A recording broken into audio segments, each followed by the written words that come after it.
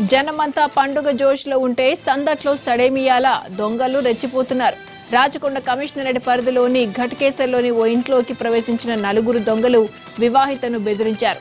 చీరతో ఆమెను బంధించి ఆమె కళ్ల ముందే ఇంట్లో ఉన్నదంతా ఊడ్చుకెళ్లారు.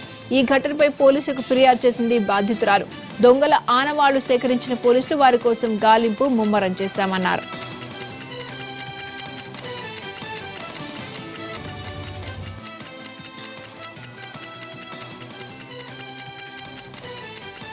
జనమంతా పండుగ జోష్లో ఉంటే సందట్లో సడేమియాల దొంగలు రెచ్చిపోతున్నారు.